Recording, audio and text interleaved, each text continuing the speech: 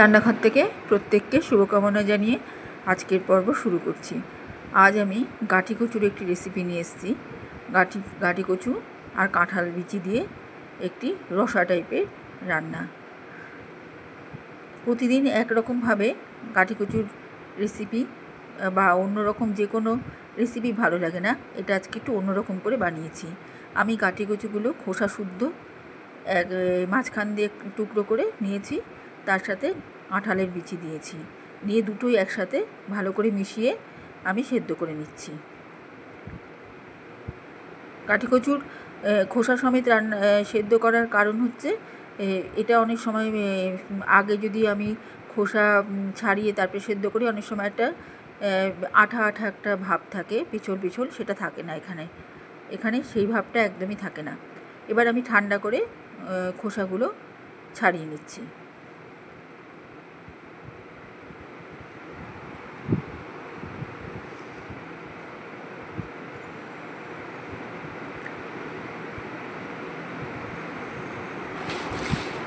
কাঁঠাল দানারও উপরে যে লাল অংশটা, সেটাও আমি কিছুটা ছাড়িয়ে নিয়েছি, সাদা অংশটাই রেখেছি। এখানে টমেটো, আদা, ধনে, গোটা গরম মশলা, কাঁচা লঙ্কা, শুকনো লঙ্কা, এটা আমি একবার তেলে ভেজে বেটে নিব। তার আগে আমি প্যানে তেল দিয়ে, সর্ষের তেল দিয়ে আগে নুন হলুদ দিয়ে গাঁটি কচুটাকে মেখে ভেজে নিব। তারপরে কাঁঠালের বিচিটাও ঠিক একই রকমভাবে নুন হলুদ দিয়ে মেখে ভাজবো।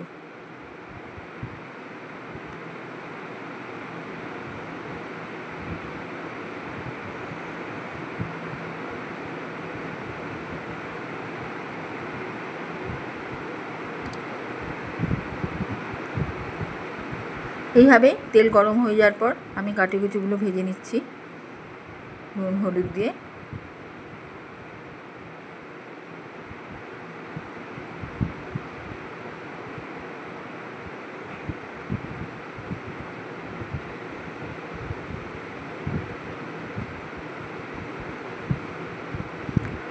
ভাজাটা বেশ কড়া কড়া ভাজা হবে। যেহেতু খোসাটা আমি পরে ছাড়িয়েছি, ওই জন্য আঠালো ভাবটাও থাকবে না, আর অটোমেটিকই ভাজাটা বেশ মুচমুচে হবে তখন।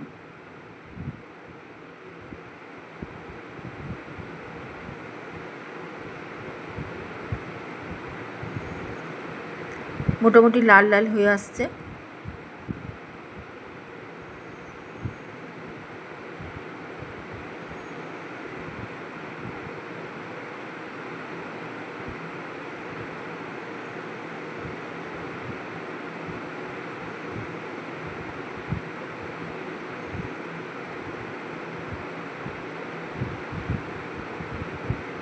এবারে আমি তুলে নিচ্ছি।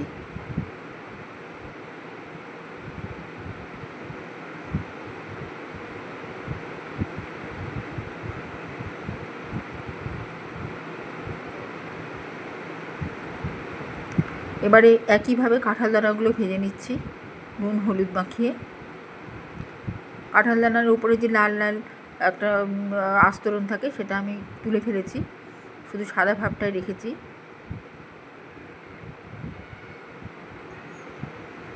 এভাবে এটাও তুলে নিচ্ছি।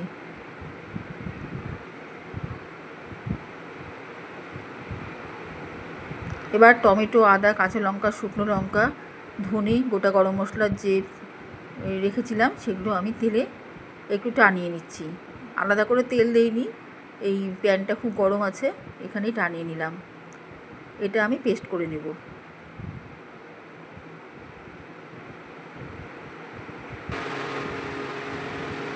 এবারে কড়াইতে তেল দিয়ে, তেল যখন গরম হবে তখন আমি ডুমো ডুমো করে কেটে রাখা আলু নুন হলুদ দিয়ে মেখে ভেজে নেব।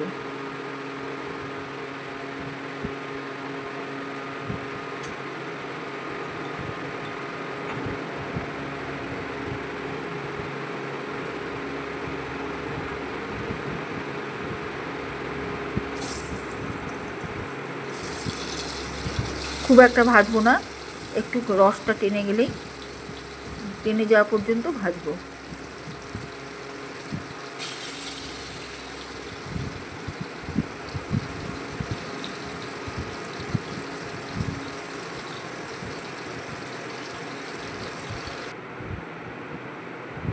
এবার এর মধ্যে কালো জিরা দিয়ে দিচ্ছি। কালো জিরা দিয়ে এবার একটু ভালো করে আলুটা আর একটু ভেজে নিব লাল লাল করে।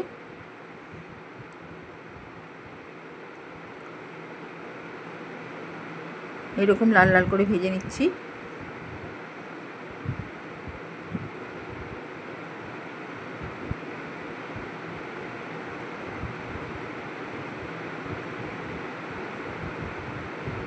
এরকম করে আলুটা আমি কেটেছি একটু পাতলা করে, অথচ বড় বড় পিস করে।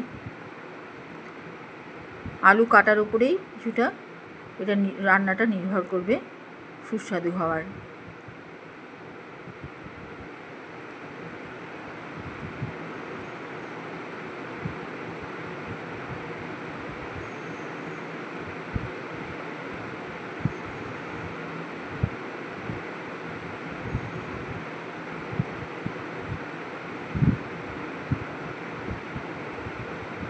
মোটামুটি কালো জিরাটা আলুর সঙ্গে বেশ ভাজা ভাজা হয়ে এসছে। এবার কালো জিরা ভাজা তেলটা আলু ভাজা থেকে তুলে আমি টমেটোর পেস্ট যেটা বানিয়েছিলাম ভাজা, সেই পেস্টের মধ্যে মিশিয়ে দিলাম কিছুটা। এতে এই পেস্টটার টেস্টটা বেশ কিছুটা বেড়ে যাবে।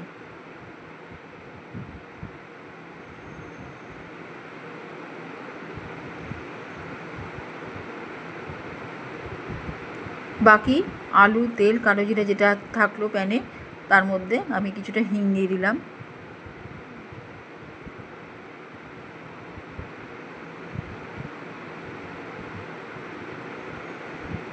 এই হিংটা দেওয়ার সঙ্গে সঙ্গে একটু জল দিয়ে দিলাম।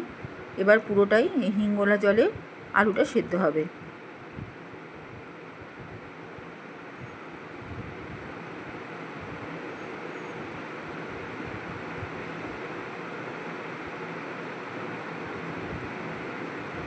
এখানে আমি হলুদ দিলাম, লবণ দিব, দিয়ে ঢেকে দেব। এবারে আমি যে ঝোলটা বানাবো সেই ঝোলের জলটা পর্যাপ্ত পরিমাণে আমি একবারে এখনই দিয়ে দিলাম।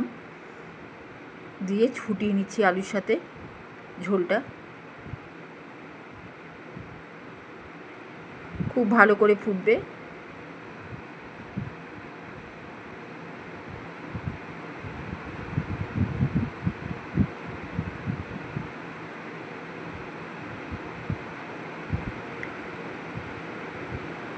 টমেটোর পেস্টটা আমি এখন দিয়ে দেবো।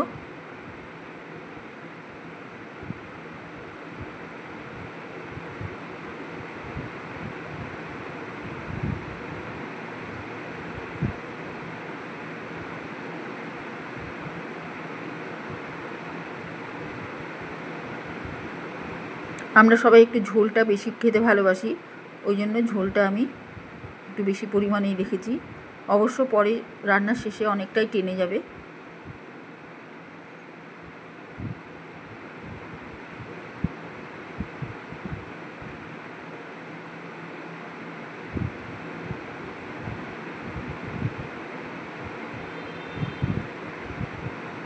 আলু সব সেদ্ধ হয়ে এসছে, ঝোলটাও অনেকটা ঘন হয়ে এসছে আগের থেকে।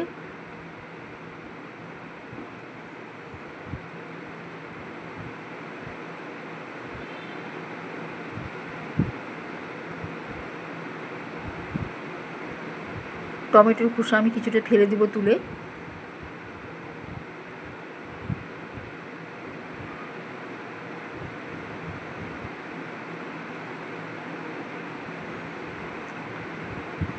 এবারে একটু ফ্লেভারের জন্য জিরের গুঁড়ো দিয়ে দিচ্ছি, আর একটু লঙ্কার গুঁড়ো দিয়ে দিচ্ছি। এটা স্বাদ ফ্লেভার দুটোর জন্যই। ঝোলটা মোটামুটি তৈরি হয়ে এসছে। এবারে গাঁটি কচু ভাজা আর কাঁঠাল বিচি ভাজা যেটা ভেজে রেখেছিলাম সেটা দিয়ে দিলাম।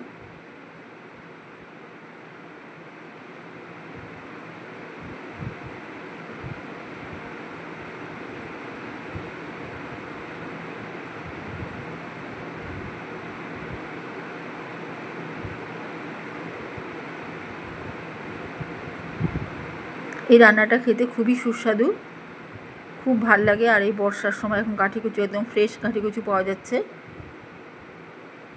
যে কোনো নিরামিষ দিনে একদিন বানিয়ে খেতেই পারেন।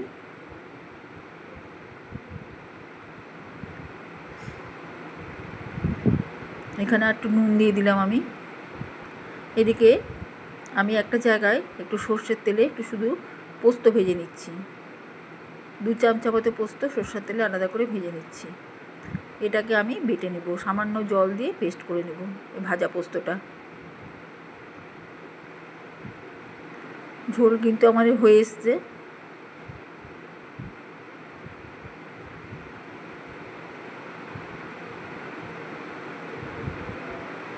এটাই খেতে খুব ভালো লাগে, তার মধ্যে এই পোস্ত বাটা পড়লে এর স্বাদ আরও বেড়ে যাবে।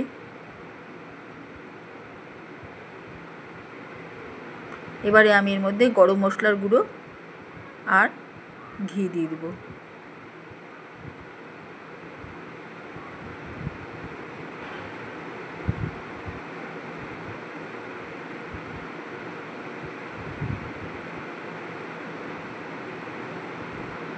খুব ভালো হয় রান্নাটা।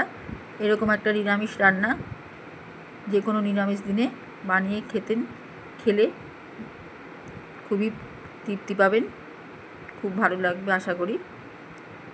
খুব সুস্বাদু এই রান্নাটা, তাই আজকে আপনাদের সঙ্গে শেয়ার করলাম।